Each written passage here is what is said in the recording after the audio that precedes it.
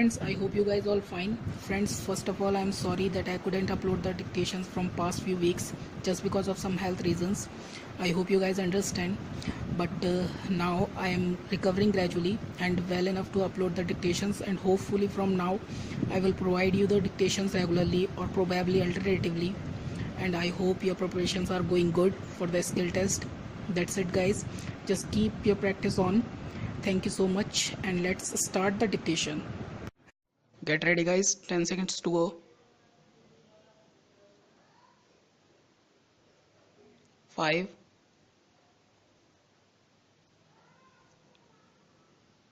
turning to international resources for the plan, I do not propose here to offer any detailed comments on particular tax measures or on the particular criticisms as those offered by honorable members. But I wish to make it clear that the problem before us is as much of internal resources as of external resources.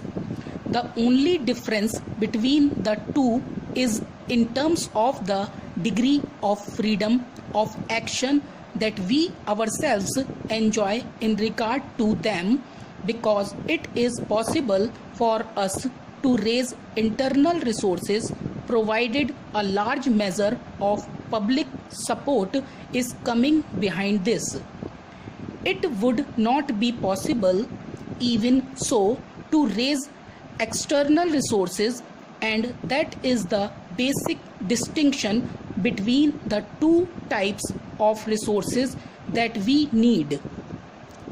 I have said on a number of occasions that in the present circumstances we shall have to try and reduce deficit financing over the plan period below the original estimate of rupees 1200 crores. That implies much greater effort at economy in regard to expenditure, both developmental and non-developmental, and greater reliance on other sources of finance, viz. Taxation, borrowing, and small savings. The additional taxation measures at the center constitute the greatest prop we have built so far in support of the 12th plan and our developmental effort in general. In the light of the experience, we shall strengthen this prop by administrative and other measures as are required to make it carry the burden of higher and higher levels of developmental outlay. I think, sir, that by taking a large step forward in many directions, we have also created a horizon of reasonably stable expectations with reference to which private industry can make its plans for the future. Sir, it is said the proof of the pudding is in the eating thereof, and only the future will show how far the new orientation that we have given to the tax system will serve the needs of a developing economy. But I submit that the new system deserves a fair trial, as it makes an honest attempt to reconcile many divergent objectives that need to be reconciled in a fast developing economy.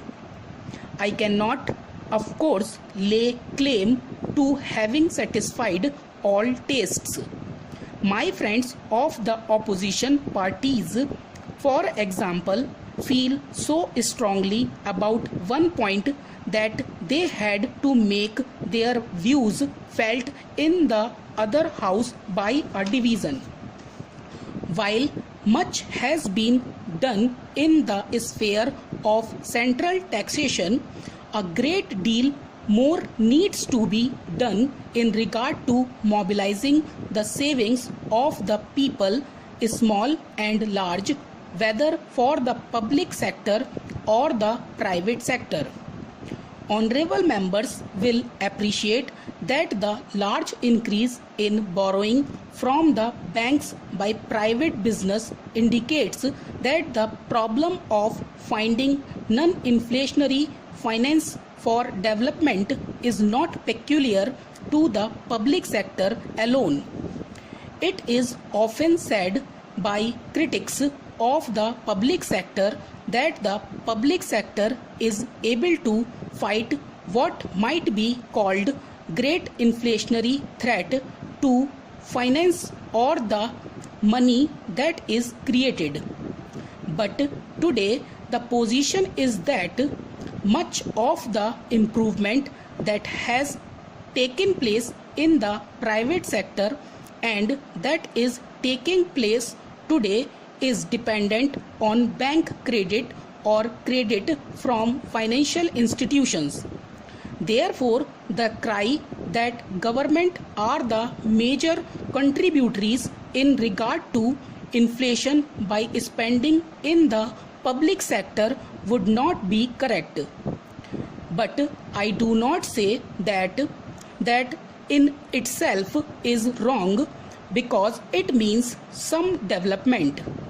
It also throws upon the government the reasonability for keeping a more watchful eye on monetary movements than they normally have to do.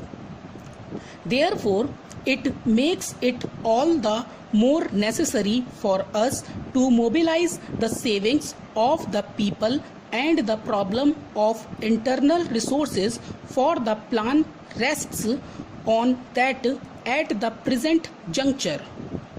My colleague speaking yesterday spoke about small savings, so that I will content myself with impressing once again on honorable members the organizational and other efforts that we must make to promote savings if internal resources are yet to be avoided from becoming a bottleneck in our plan implementation.